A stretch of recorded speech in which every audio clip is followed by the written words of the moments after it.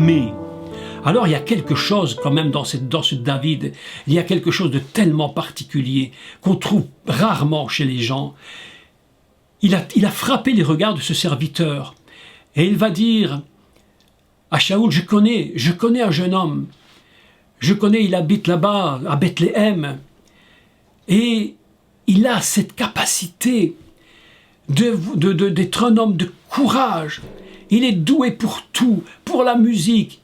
En même temps, il est courageux. D'ailleurs, David dira à Shaoul plus tard, « Mais moi, je n'ai pas peur de Goliath. » Il va lui dire, Shaoul, « Mais tu sais, toi, tu es un petit jeune homme, mais tu te rends compte, cet homme de guerre habitué. » Et il dit, « Moi, je n'ai pas peur de Goliath. Je n'en ai pas peur. Quand le lion venait, je ne sais pas comment il faisait, mais enfin, il dit, quand le lion venait, moi, je courais vers le lion. Je lui ouvrais la gueule, je lui arrachais la brebis de la gueule. Oh !» Mais toi, David, mais comment tu pouvais... Non, vraiment. Alors, on a l'impression qu'il se vante, qu'il a vraiment... Mais David a quelque chose, mes amis. David a quelque chose que les autres n'ont pas. Il est Gibor Ha'il. Il est un héros de courage, de bravoure. C'est un homme capable même de diriger une armée. Ce qu'il fera, d'ailleurs. Ce qu'il fera.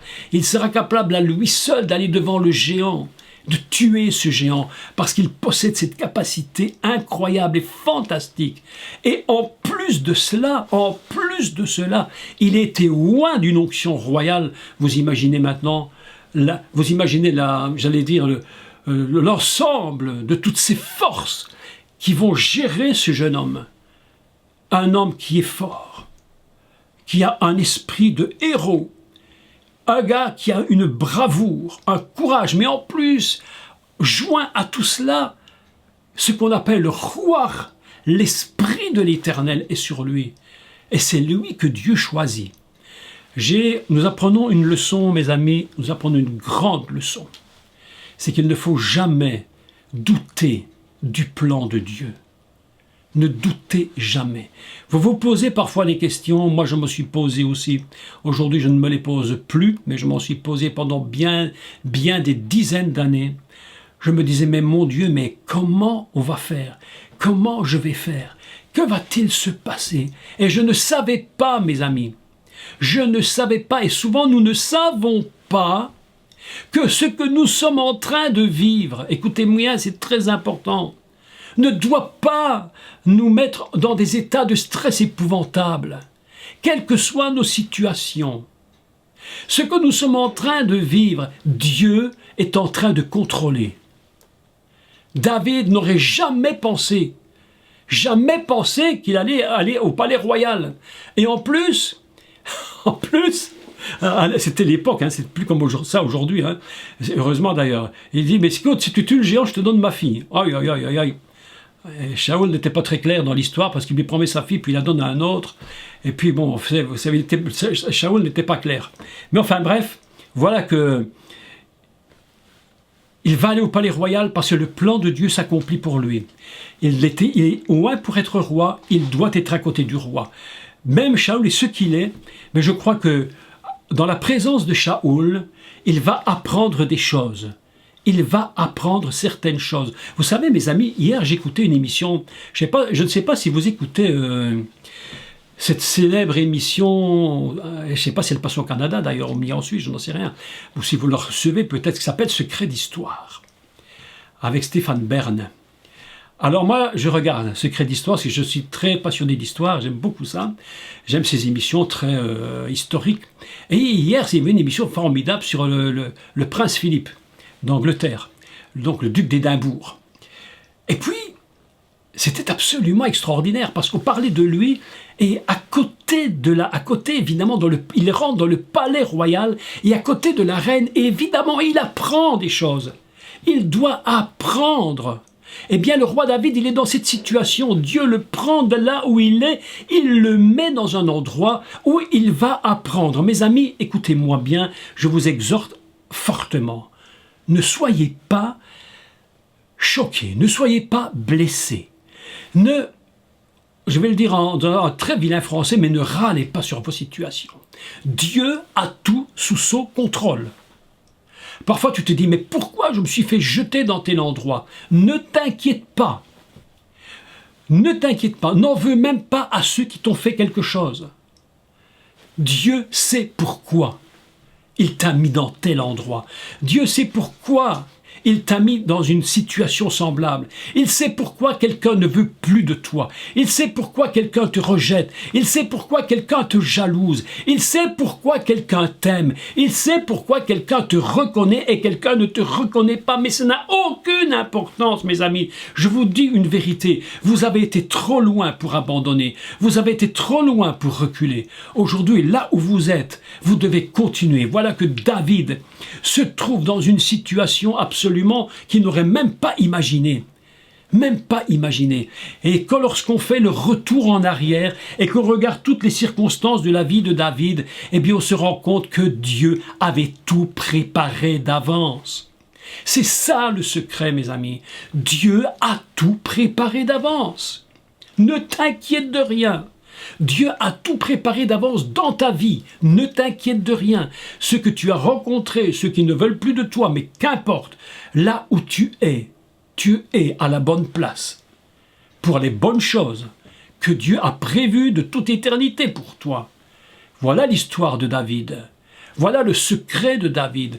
Un jeune homme qui ne s'attendait même pas à se trouver là, qui de plus va devenir le gendre du roi, qui va devenir le roi du Juda, le roi d'Israël, mes amis. C'est sa musique. Il est tellement doué. Il est tellement doué dans la musique, il est tellement doué dans la poésie, il est tellement doué pour diriger, que c'est ce qu'il va conduire le peuple d'Israël dans un niveau prophétique que jamais on n'a pu imaginer. C'est gigantesque niveau prophétique. Le roi David va amener tous ces psaumes qui seront chantés dans le temple de Jérusalem. Ce sont ces psaumes qui seront chantés, mes amis. Vous imaginez? Mais vous imaginez cela? Et les psaumes de David sont des psaumes prophétiques.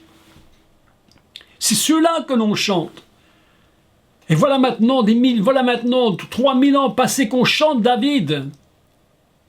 Et qu'on continue de lire David, tellement ce personnage est gigantesque, extraordinaire. Il possède en lui une dimension messianique absolument extraordinaire. Vous avez remarqué que lorsque vous êtes dans les psaumes de David, lorsque ton cœur est triste, tu prends un psaume, ça guérit ton cœur. Lorsque tu es joyeux, le psaume te donne la capacité de louer. Pourquoi? Parce qu'il est rempli aujourd'hui. Après des milliers d'années que ces psaumes ont été donnés au peuple d'Israël, qu'ils ont parcouru le monde, aujourd'hui encore ces mêmes paroles sont remplies de l'onction que David possédait. Absolument fantastique.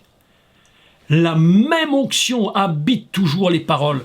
Pourquoi? Parce que ce jeune homme, Dieu l'avait vu, il en avait fait un Gibor Raïl, un homme, un héros rempli de force, doué dans la musique, rempli de l'esprit prophétique. Il avait touché une dimension absolument inimaginable dans le céleste.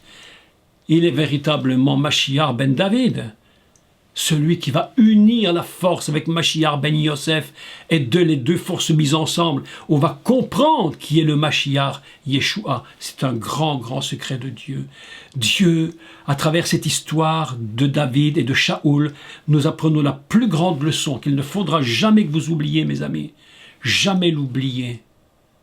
Dieu avait tout préparé d'avance. Ta vie, qui hier était peut-être une ruine ou une catastrophe. Tu étais dans un monde perdu, mais Dieu avait un regard sur toi et il a dit, cet homme, cette femme, je vais la choisir parce que j'en ai besoin pour mon œuvre. C'est pourquoi tu dois rester complètement accroché au Seigneur. Ne te décourage jamais des circonstances. Les circonstances ne sont que positives si tu les regardes avec les yeux de Dieu. Positives. Aujourd'hui, j'ai pris cette capacité dans ma vie, et mon épouse aussi d'ailleurs, où les circonstances de ma vie, aujourd'hui je le regarde toujours en me disant, Dieu a tout prévu. Tout est sous son contrôle. Avant, je m'inquiétais pour peu de choses. Yeshua disait à Marthe, « Ah Marthe, ah là là, tu t'inquiètes pour beaucoup de choses, toi. Marie a choisi la bonne part. Marie a choisi la bonne part. » Mes amis, il faut faire ce qu'il faut faire quand il faut le faire, Mais je vous encourage à choisir la bonne part, c'est-à-dire ne pas vous inquiéter, à rester dans la paix, sachant que tout est contrôlé par Dieu. Mais celui qui a perdu l'onction, celui qui est loin du Seigneur, celui qui se retire de la présence de Dieu, devient quelqu'un d'extrêmement angoissé, quelqu'un qui a peur. Au mois de mars, nous allons faire un superbe séminaire qui s'intitulera « Faites peur à la peur ». Faites peur à la peur. Les gens ont peur de tout, mes amis. Peur de perdre leur travail, peur de ne pas avoir de travail, peur de se marier, peur de divorcer, peur d'être malade, peur de ne pas aller en vacances, peur de perdre son salaire, peur de tout. Le monde est un monde sous la peur. Aujourd'hui, on est en train de nous seriner les oreilles avec ce fameux virus-là qui nous... Oh là là, franchement, ils nous prennent la tête avec ça. Le monde est dans une angoisse incroyable. On nous serine du matin au soir aux infos, là, le virus. Mais je vous disais que le virus... Mais le Seigneur me garde. Moi, Jésus m'aime beaucoup. Mais Jésus m'aime beaucoup. Il m'aime tellement, le Seigneur. Ah, qu'est-ce que vous voulez qu'il me fasse? Le virus, c'est pas pour moi. Laissez le virus partir. Moi, je n'ai rien à faire de ce virus. Je ne veux pas, mes amis, écoutez-moi. Je ne veux pas, et je ne veux pas vivre dans la peur. Je refuse. Je refuse la peur. Je le refuse, mes amis. Dieu est amour. Il t'aime, il m'aime. Il a choisi David par amour. Il a choisi David parce qu'il a vu en cet homme quelque chose qu'il ne pouvait pas voir chez quelqu'un d'autre. Il a dit, c'est lui que je choisis. Et vous imaginez que pendant tous les siècles qui vont suivre, on ne parlera que de David. Aujourd'hui, Israël, parlons d'Israël et je clôture. Aujourd'hui, Israël aspire. Il aspire à retrouver un Messie davidique. Vous le saviez cela? Ils veulent retrouver un Messie, un leader qui a la capacité de David, de tenir ce pays d'Israël. Ah, mes amis, c'est pourquoi quand le Mashiach va venir, alors ils vont reconnaître, ah, quelle grandeur ce sera, mais quelle grandeur. Oh, fils de David, choisi de Dieu, prophète si élevé. Il faut veiller, veillons à ne pas tomber en aucun cas, je vous encourage vivement, en aucun cas à tomber dans la jalousie, tomber dans la critique. Ce n'est pas notre travail, mes amis. Notre travail n'est pas là. Notre but à nous, c'est de glorifier le Seigneur. Hier matin, j'étais avec un de mes grands amis qui est en Martinique. Avec la grâce de Dieu, nous irons le retrouver bientôt, au début du mois prochain, si Dieu le permet. Et on parlait au téléphone, il me téléphonait et il me parlait, mais il me disait, mais tu sais Jacques, un homme qui a déjà un certain âge aussi, plus de 70 ans, il me disait, tu sais Jacques, le plus important, c'est de parler de Jésus, de parler du Messie. C'est le plus important, mes amis. C'est le but de notre vie. Élever le nom du Seigneur. Élevons toujours son nom. Aujourd'hui, je voulais simplement vous dire cette exhortation pour vous montrer comment le texte hébraïque lui-même peut nous conduire dans une compréhension tellement puissante et glorieuse du personnage de David et la leçon que nous avons appris. Et je vais terminer en lisant un verset qui se trouve dans 1 Corinthiens 9, 27. Si vous avez votre Bible, vous prenez 1 Corinthiens 9, 27.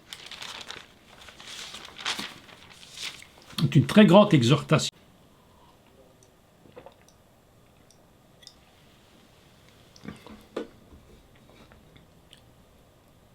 Très grande exhortation de l'apôtre Paul qui sait et qui connaît le danger de perdre l'onction et de vivre en finalité comme Shaoul. Je me pose toujours des questions, je me dis, mais les gens qui sont en train de tout le temps critiquer, les gens qui sont toujours en train de faire du mal et qui se disent croyants, disciples du Seigneur, mais le sont-ils vraiment? Écoutez ce que Paul dit. Paul, 1 Corinthiens 9, 27, et Paul dit, mais je traite durement mon corps et je le tiens assujetti. Je le tiens assujetti de peur d'être moi-même désapprouvé après avoir prêché aux autres. Voilà un texte terrible. Quand j'ai lu ça, Chaque jour, je me tiens devant le Seigneur. Chaque jour, tu vas te tenir devant le Seigneur, puisque ce soir, c'est le but. Nous nous tenons devant le Seigneur. Et nous allons apprendre jour après jour à nous contrôler par la puissance du Saint-Esprit. De sorte que nous ne soyons pas nous-mêmes, après avoir prêché l'Évangile, après avoir proclamé le nom de Yeshua le Messie, d'être désapprouvés de Dieu. Comme l'a été Shaoul, c'est terrible. Donc, le rejet de Shaoul n'est pas pour vous, il n'est pas pour nous. Nous avons été loin de l'Esprit, tu as été loin de l'Esprit, et tu vas fonctionner avec le Seigneur. Tu vas te tenir en lui, et tu vas bannir la crainte, tu vas bannir la peur, et tu vas avancer, sachant que tout ce qui est dans ta vie a été calculé et prévu par Dieu. Et plutôt que de dire « qu'est-ce qui m'arrive ?» dis « Seigneur, je te bénis parce que je vois à travers tout cela ta main et tu me conduis quelque part. Peut-être je ne sais pas où, mais je sais que l'arrivée sera favorable pour moi. » Voilà ce que je voulais vous dire en quelques mots.